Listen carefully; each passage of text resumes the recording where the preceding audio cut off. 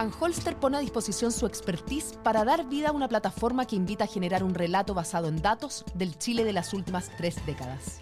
Bienvenidos al podcast de Chile en 30 años, desde el retorno a la democracia al estallido social en datos, con la conducción de Connie Stivicic.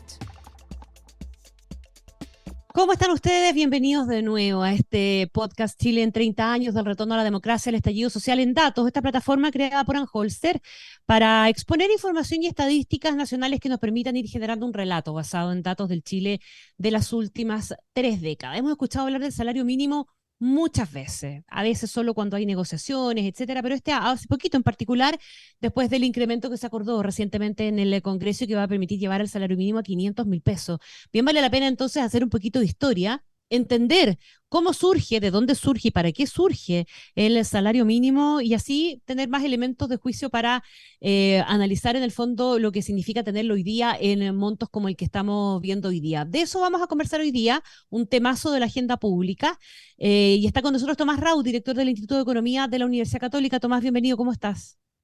Hola Connie, muy bien y muchas gracias por la invitación. Bueno, yo en la introducción hacía un poquitito el resumen de las preguntas que me gustaría hacerte, porque hoy día hablamos de un salario mínimo que va a llegar a 500.000 pesos, más temprano que tarde, ¿verdad? Hay plazos definidos, hay una cierta gradualidad, pero ese es el monto acordado en la última negociación. Y si miramos para atrás, claro, todas las cifras hay que ajustarlas al momento, al contexto, etcétera, etcétera, pero jamás nos hubiéramos imaginado probablemente en el año 98, cuando negociamos un salario en torno a los 100.000 pesos, ¿verdad? Que estaríamos hablando de cifras como las de hoy día y dándole probablemente el carácter que tiene el salario mínimo hoy día. Hablemos de eso, hablemos de lo que es, de lo que ha significado y cuál ha sido su evolución en el tiempo.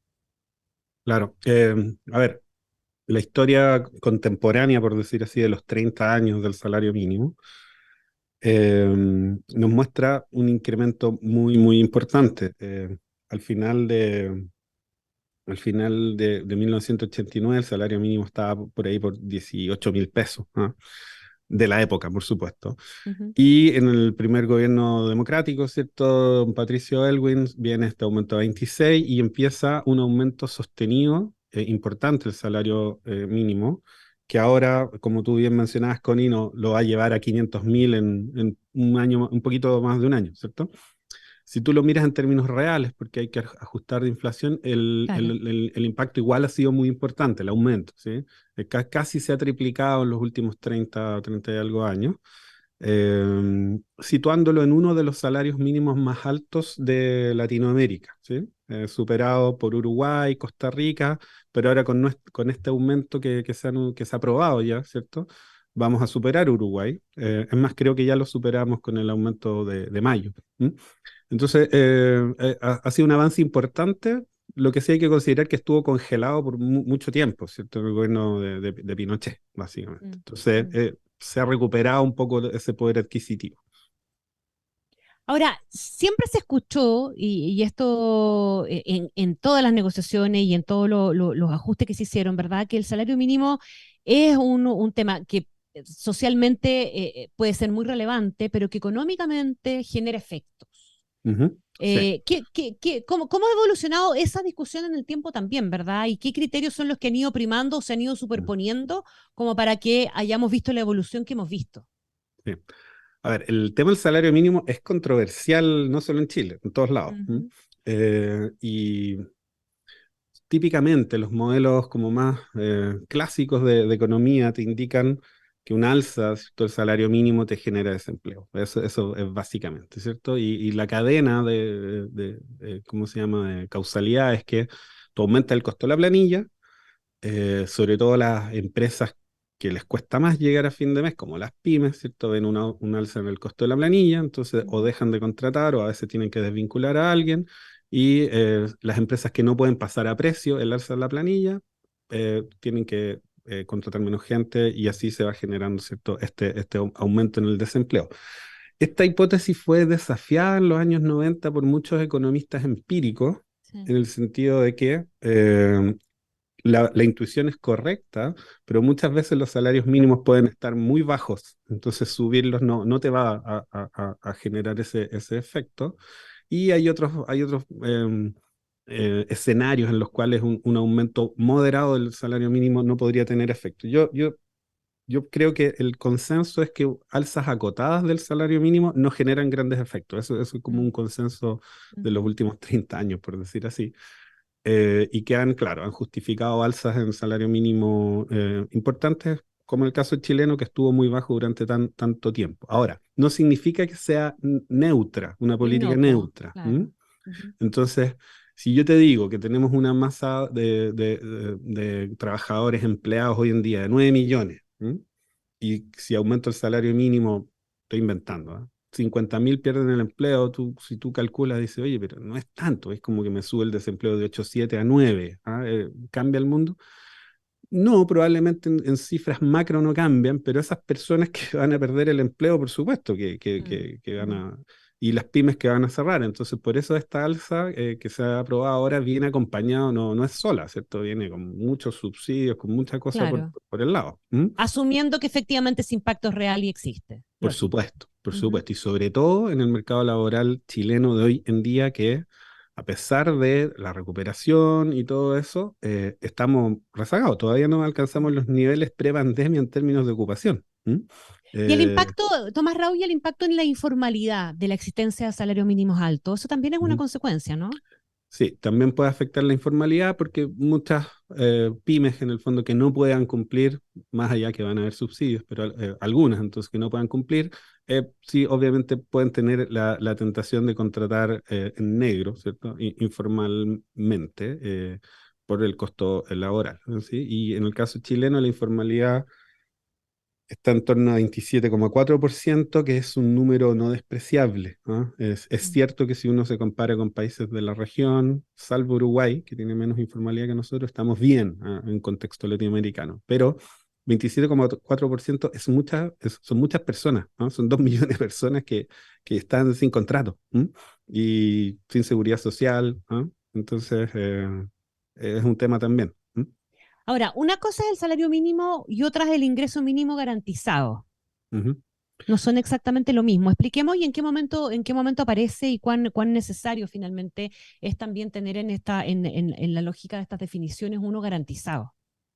Claro, bueno, el ingreso mínimo garantizado emerge, por decir así, en el gobierno del presidente Piñera, en el segundo gobierno del presidente Piñera, y era para un bono, para poder alcanzar los 300.000 pesos líquidos, ¿sí? Claro. En esa época. Entonces, quienes estaban en el mínimo recibían en torno a 45.000 pesos, más o menos. Eh, y eso tiene otra lógica, porque ahí el subsidio va directamente al trabajador. Los subsidios que se están hablando ahora van a las pymes, ¿sí? O a las empresas de cierto tamaño. Em, entonces, consiste en dar como un piso. Es una mezcla, no es exactamente eso, pero como del ingreso garantizado universal, ¿cierto? Que se ha discutido condicional en que la persona esté trabajando, ¿sí? Porque en el fondo si tú das ingreso no laboral a una persona, los incentivos para que esté en la fuerza de trabajo no son. Entonces es una Ujú. mezcla de esos dos conceptos, de garantizar un piso mínimo, pero condicional en que la persona esté trabajando. ¿Qué te parece a ti que está pendiente todavía en este terreno, en el terreno de las garantías, en el fondo? Porque el salario mínimo finalmente es una suerte de garantía. Ujú. ¿Hay algo que corregir? ¿Hay algo que eventualmente pueda incorporarse a la ecuación de la conversación respecto del salario mínimo? ¿O tú crees que ya se instaló como una cuestión que está garantizada y que mientras más alta sea, mejor, en definitiva?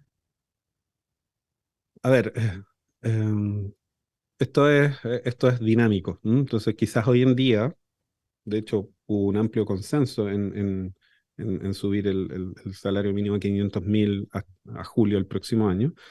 Esto es dinámico. Recordemos, por ejemplo, en el gobierno del presidente Frei, cuando se subió el salario mínimo en un acuerdo de 3 años, ¿cierto? Y nos Ujú. pegó la crisis asiática, la tasa de desempleo subió a 11,5%. Yo te Claro. aseguro, si uno retrocede en el tiempo y ve la prensa de la época, bueno, muchos deben haber lamentado haber fijado un alza a Mm. 3 años De hecho, porque... perdona, el Mm, gráfico que estaba publicado y también en la página de Holster, en los 30 ujú. años, el gobierno de Frey aparece con la variación más significativa del salario mínimo, 4,3%. Exacto, sí. Mm. Fue un alza importante, sobre todo, de nuevo, porque había estado congelado mucho tiempo. El gobierno de Elwin subió, ¿cierto? Como 2,9, 3% por ahí. Sí. Pero claro, si tú miras en la historia, en promedio anual por gobierno, es el gobierno del presidente Frey el que más subió el, Así el- el es. salario mínimo.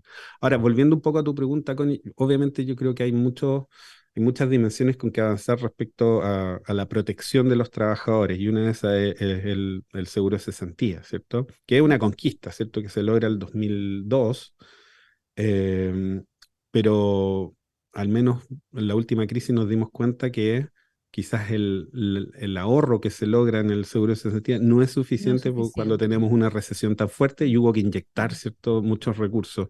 Es, es, Eso es por mencionar una medida. Tema Mm. del salario mínimo, yo creo que en la medida que el país crece, se desarrolla y ojalá aumente la productividad, va a venir solito. ¿Sí? Mm. El problema es que nosotros tenemos un problema ya de crecimiento en los últimos 10 años. Estamos relativamente estancados, la productividad también está estancada. Entonces, eso yo creo que es un elemento que hay que considerar, y hay que ver, por ejemplo, qué pasa el próximo año, qué pasa el 2024 con un alza importante, 500.000 pesos, qué va a pasar con el empleo y el desempleo. ¿Mm? Ujú. Claro, y hasta dónde los criterios de flexibilidad aplican efectivamente, ¿verdad? Claro, Cuando lo los que hay, pasa que cuando los cuando hay, los lo que hay. pasa es que cuando tú llegas a un acuerdo, firmas una ley y te comprometes a subir el salario mínimo, no hay vuelta atrás. Es un Claro, poco lo que le bajarlo es pasó al imposible. presidente Frey. Es Mm. como cuando bajas el IVA o subes el IVA y dices que después lo vas a volver para atrás. Imposible. Claro, Es lo mismo. exacto. Es lo mismo. Sí, Exactamente. exactamente lo mismo. Mm. Bueno, oye, súper interesante la mirada. Queremos darle las gracias a Tomás Rau, director del Instituto de Economía de la Universidad Católica, por ayudarnos a poner ahí en perspectiva de los 30 años el tema del salario mínimo. Muchas gracias, un gusto. Muchas gracias a ti, Connie. Que Hasta estés luego. muy bien. Igual. Y la invitación es a seguir conectados y visitar el sitio www.decidechile.cl/los30. Anholster pone a disposición su expertise para dar vida a una plataforma que invita a generar un relato basado en datos del Chile de las últimas 3 décadas. Bienvenidos al podcast de Chile en 30 años, desde el retorno a la democracia al estallido social en datos, con la conducción de Connie Stivicic.